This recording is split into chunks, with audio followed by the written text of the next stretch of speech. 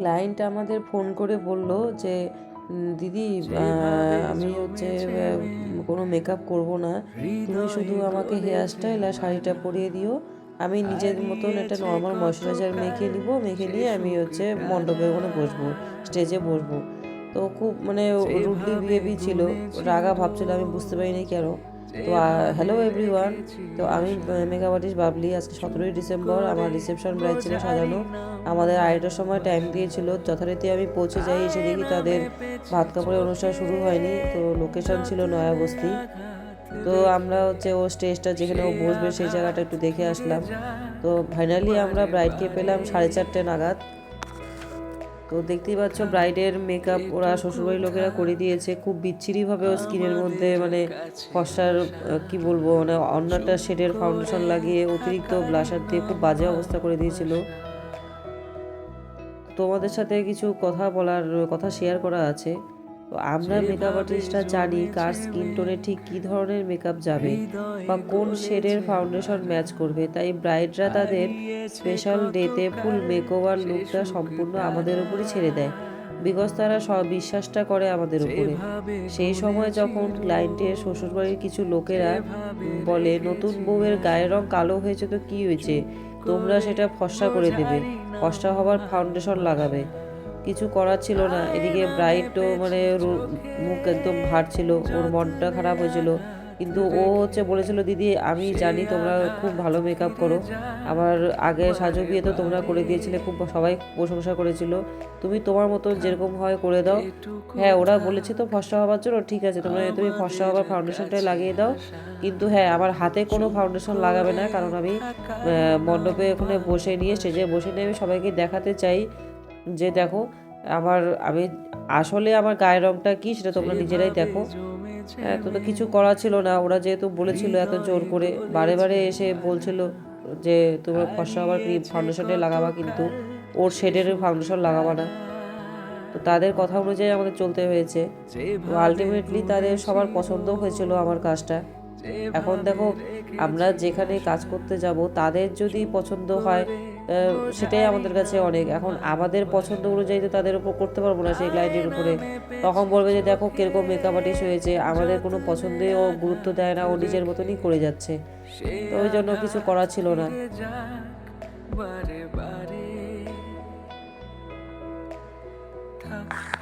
এটুকু থাক আমাদের কাছে আসা, চুপ করে থাকারই নাম ভালোবাসা।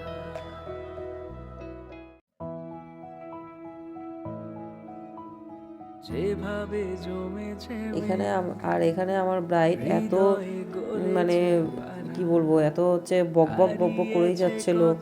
ওর খালি একটাই কথা, যেই আসুক না কেন আশীর্বাদ করতে বা বউ দেখতে, সেজন্য হাতে করে একটা হলো গয়না নিয়ে আসে। আমার না গয়না খুব ভালো লাগে। ওর মানে কি বলবো, ওকে যত বলতেছি তুই চুপ কর আমাকে মেকআপটা করতে দে, ওর ওই বক বক করেই যাচ্ছে, ও নন স্টপ কথা বলেই যাচ্ছিল। মানে কি বলবো, আর এদিকে আমাদের হাসিও পাচ্ছিল ওর কথাগুলো শুনে। তো যাই হোক আমাদের এইভাবেই তো আমাদের কাজ করতে লাগে। কারণ দেখো যদি ব্রাইড যদি একদম মানে সিরিয়াস হয়ে বসে থাকে সেটাও আমাদের ভালো লাগবে না, কারণ আমরাও কাজের সাথে সাথে আমরা গল্পটাও করি, তাহলে কি মানে ব্রাইডের যে ভিতরে একটা টেনশন থাকে সেই জিনিসটা তখন থাকে না।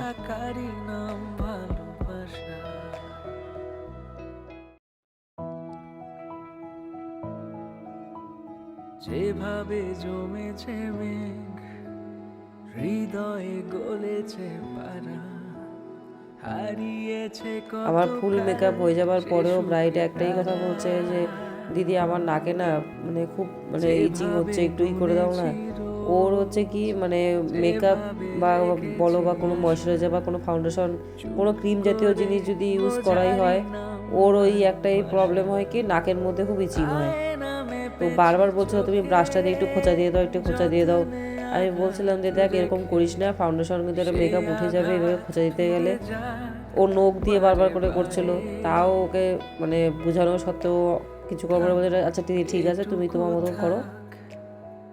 আমাদের কাছে আসা, চুপ করে থাকারই নাম আর এদিকে ওরাই দেরি করেছে, শ্বশুরবাড়ির লোকেরাই সব দেরি করেছিল। আর সেখানে হচ্ছে মানে ওরাই আবার কিছুক্ষণ আধা ঘন্টা পর পর এসে বলছে দেখো 5টা বাজে, কিন্তু আমাদের বউকে কিন্তু 7টার সময় রেডি হয়ে হতেই হবে, আমরা কিন্তু নিয়ে যাব। আমরা বলছিলাম দেখো দেরি তো তোমরাই করেছো, আমরা তো টাইম মতন চলে এসেছি, তোমরা 2:30টার টাইম বলে 4:30টার সময় বউকে দিলে, আমাদেরকে ব্রাইডকে দিলে, সেরকম এখন আমরা তোমার তাড়াহুড়া করে যাচ্ছ সেই ব্যাপার তো হয় না, আমাদের তো একটু টাইম লাগে। আর সত্যি কথা বলতে আমার যে ক্লায়েন্ট, আমার মিষ্টি ক্লায়েন্ট, খুব আমাকে সাপোর্ট করেছিল। মানে ও বলছিল যে দেখো তোমরা এরকম তাড়াহুড়ো করো না, একটা মেকআপ করতে অনেকটাই টাইম লাগে, মেকআপ হেয়ারস্টাইল এসব করতে অনেকটাই টাইম লাগে, তো এইভাবে তাড়াহুড়া করলে জিনিসটা তো খারাপ হবে, তো ওকে একটু টাইমটা দাও, ও টাইম মতনই তো করে দিবে। ও এতটা সাপোর্ট করছিল বলে আমাদের কাজ করতেও বেশ ভালোই লাগছিল, বেশ মজাই হচ্ছিল। ও সবাইকে যতজন এসে বলেছে এই কথাটা, তাড়াহুড়োর কথা, ও ততজনকে ও একটাই কথা বলেছে যে তোমরা ওকে দিদিকে চাপ দিও না, দিদিকে প্রেশার দিও না, দিদির মতন কাজ করতেছে করতে দাও, যখন শেষ হবে তখন দিদি ঠিক তোমাদের জানিয়ে দিবে যে কমপ্লিট হয়ে গেছে। এখন যে তোমরা বারে বারে এসে এরকম করে বলতে থাকো, দিদির একটু প্রবলেম হবে। ও খুব সাপোর্ট করেছে আমাদের। যেভাবে গুনেছি রোজ তো যাই হোক, মেকআপটা আমাদের তাও 6:30টার মধ্যে কমপ্লিট হয়ে গেছে। মানে কত তাড়াতাড়ি যে আমি করলাম সেটা আমি তখন ওই মুহূর্তে বুঝতে পারছিলাম, এত তাড়াহুড়ো ওরা করছিল। আমরা তাই মানে নিজেরা বলছিলাম যে 7টার সময় কে আসে বিয়ে বাড়িতে, সেখানে তো কিছু করা ছিল না, ওরা যেটা বলবে সেটাই আমাদের করতেই হবে। যাই হোক, আমাদের মানে ওই 5টার থেকে আমরা শুরু করেছিলাম, 6:30টার মধ্যে আমাদের কমপ্লিট হয়ে গেছিলো পুরো মেকআপটাই, মেকআপ হেয়ারস্টাইল সব কিছু কমপ্লিট হয়ে গেছিলো। করে থাকারই নাম ভালোবাসা।